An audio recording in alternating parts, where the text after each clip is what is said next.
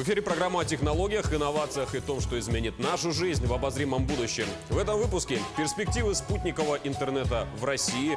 ЕСИМ наконец вернулась в страну, но немного в извращенном виде. И интервью с участником конкурса «Цифровой прорыв», который уже через несколько дней отправится в Казань представлять наш регион.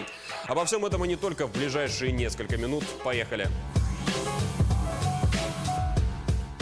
Илон Маск показал прототип корабля Starship для пассажирских полетов на Луну и Марс. Он выложил фотографию в Твиттер, подписав «Дроид Джанкер Татуин». Отсылка к «Звездным войнам», кто не понял. Напомню, что Starship впервые представили в 2017 году. Корабль изначально получил имя Big Falcon Rocket, то есть ракета «Большой Сокол», что тоже, как нетрудно догадаться, отсылка все к тем же Star Wars. Космическое судно будут использовать для коммерческих полетов в космос. Начнутся они, правда, не раньше 2021 года. SpaceX рассчитывает, что ракета сможет перевозить людей на Луну и Марс, а также доставлять грузы до 150 тонн на низкую околоземную орбиту. Первые испытательные полеты проведут уже в октябре этого года. Прототип должен подняться на высоту 20 километров и приземлиться обратно на космодром. А наша страна наконец-таки встала на путь, который протоптал Илон со своим Starlink и британцы с аналогичным OneWeb. Кто не знает, это сети спутникового интернета, которые должны покрыть весь земной шар. И в России теперь будут развивать собственный проект со спутниками и высокоскоростным интернетом. Правда, вместе с Китаем. Уже прорабатывается конкретный проект. Работают над ним российская спутниковая система «Гонец» и китайская корпорация аэрокосмической науки и промышленности. Раньше власти планировали запускать спутники на низкую орбиту с теми же OneWeb. Однако ФСБ выступила против. Да и правильно сделали. Ситуация США и Huawei тому подтверждение. Кстати, давненько мы не касались темы этого конфликта, а новостей накопилось немало. Huawei лишили членства в организации по кибербезопасности. Ей закрыли доступ к информации о киберугрозах, временно лишив членства в организации FIRST. Она упрощает для специалистов исправление уязвимостей, дает доступ к полезным методикам, инструментам, то есть своего рода официальный и межгосударственный ФОПДА. С доступом к инструментам Huawei потеряла доступ к обсуждениям атак и вредоносных программ. И, скорее всего, теперь китайская компания будет медленнее решать проблемы, связанные с уязвимостями. Но Huawei не унывает от подобных выпадов со стороны западных коллег. Вспоминая ситуацию с Google и запретом Android, на днях корпорация из Поднебесной показала смартфоны Mate 30 и Mate 30 Pro. И что бы вы думали, работают они на свободной версии Android. Ни о какой собственной Kirin OS, Hotman OS, которые так кичились китайцы, речи не идет. Сервисов Google, понятное дело, на телефонах нет, даже Play Market. Вместо него Huawei предлагает собственный магазин приложений. Издержки свободной версии Android. По-другому быть и не могло.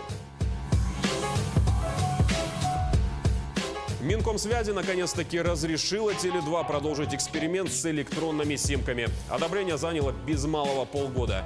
Из-за чего остановили эксперимент в апреле, неизвестно. Как говорят в правительстве, во всем виноват некий технический момент со стороны Теле2. По словам чиновников, оператор его исправил, ФСБ проверила и дала отмашку продолжать эксперимент. И вот оператор снова начал продавать услуги связи через eSIM-модули. И тем, кто делал предзаказ в апреле, и тем, кто надумал только сейчас. Нужно только прийти с паспортом в отделение Теле2 и получить бумажку с кодом для активации. Но по задумке создателей технологии все должно было быть не так. Смысл eSIM в том, что для подключения к сети оператора не нужно никуда ходить. Симка вшита в устройство. Ее требуется только активировать через интернет. Такого российские власти, будем надеяться, что только пока, позволить себе не могут. Предлагают несколько альтернатив. Первый – это вариант госуслуг, поскольку пользователи сайта подтверждают свою личность при регистрации. А второй вариант – специальные кабинки в МФЦ. И это не сказать, чтобы дистанционный вариант.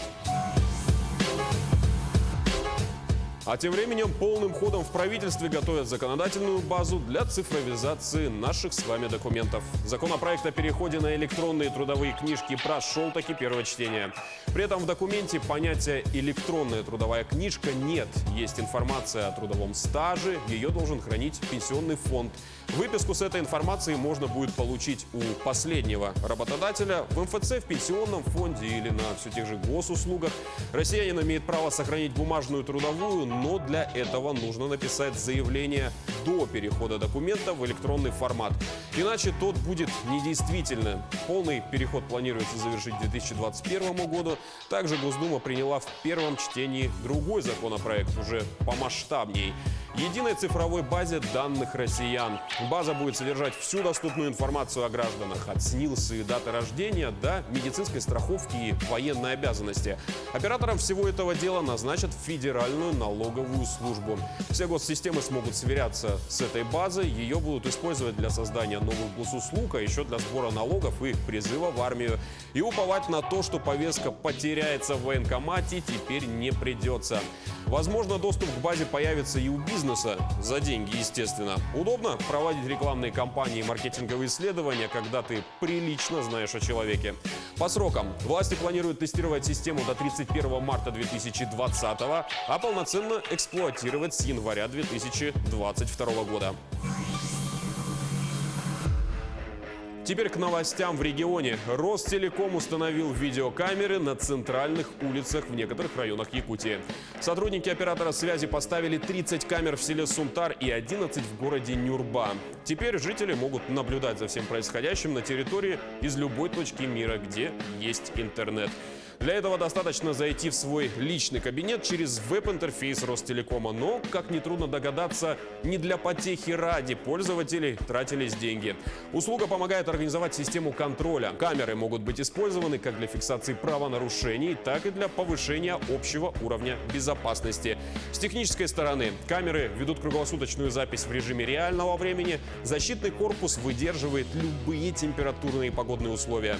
При недостаточном уровне освещения в камере автоматически включается инфракрасная подсветка. Время хранения данных, конкретно в Сунтарах и Нюрбе, неизвестно.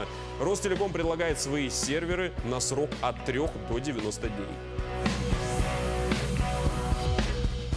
А в СВФУ, между тем, заявили об увеличении количества бюджетных мест на инженерных и IT-специальностях.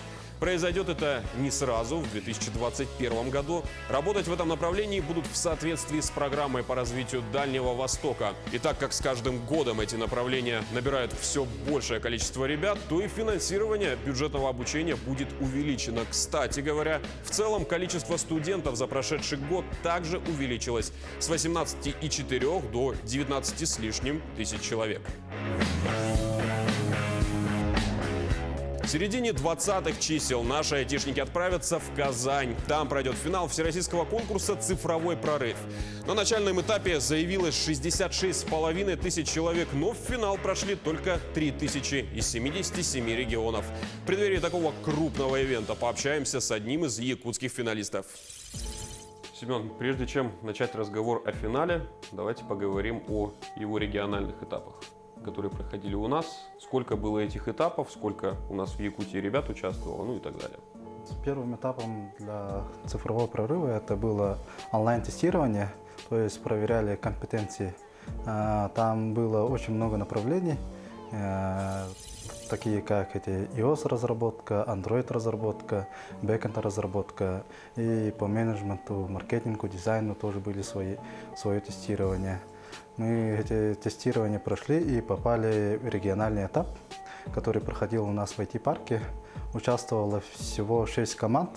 Из них было у нас 2 направления, по которым команды распределили по одному направлению 2 команды, а по другому 4 команды. И все участники показали высокие результаты, поэтому было жюри решили, что нужно отправить всех на всероссийский конкурс. И там будет не 2 направления, как у нас в республике проходило, да? А там сказали, будет 20 направлений, по которым будут распределять команды. Некоторые команды, скорее всего, смогут сами выбрать себе тему, которая подходящая.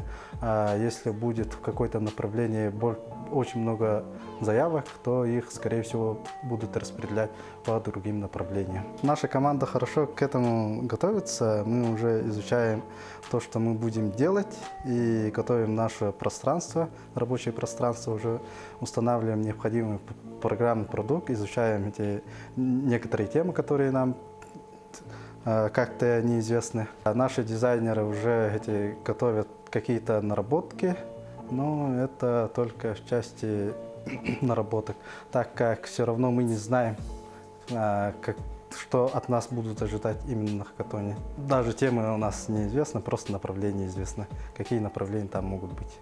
Все ли участники, ну хотя бы взять вашу команду, являются разработчиками каких-либо IT-проектов? Ну, в нашей команде есть человек, который извне, и есть люди, которые студентки. И я, как программист, единственный человек в команде, у которого есть свой стартап, который я хочу продвигать в будущем. Да? Но рассматриваем еще в будущем, будем, скорее всего, рассматривать сотрудничество совместно уже сформировавшейся командой. Например, наш менеджер, он работает начальником какого-то отдела в агентстве субсидий. А две дизайнеры, которые в нашей команде, они, получаются, студентки колледжа связи и энергетики. В этом году они заканчивают. Ну, да, я посмотрел на их здания, проверили, встречались с ними уже. И у них, да, хорошая база есть. Не факт, что данное направление, ну, направления, которые будут предложены на хакатоне, мы будем готовы к ним. Так как практика показала регионального этапа, мы ожидали то, что у нас направление будет в сфере ЖКХ. У нас 3 специалиста были именно в сфере ЖКХ. Оказалось то, что эти данные темы они больше не рассматривают, и там оставили только 2 темы.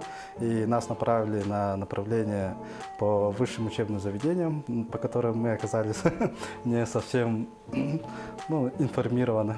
Но мы справились с задачей, сделали веб-сервис, прототип веб-сервиса, который от нас ожидали, и показали себя с наилучшей стороны. Когда я участвовал, моя профессия IT, это республиканский конкурс был хакатон. Решили воплотить в жизнь. Теперь мы работаем над этим продуктом уже 3-й месяц. Скорее всего, к концу сентября, либо в середине октября будем тестировать этот продукт. И уже в конце ноября, скорее всего, полностью запустим проект. На этом выпуск подошел к концу. Повтор найдете на YouTube-канале Якутия24 и в Instagram-аккаунте як24.ru. Оставляйте свои комментарии. Увидимся ровно через неделю. Всего доброго.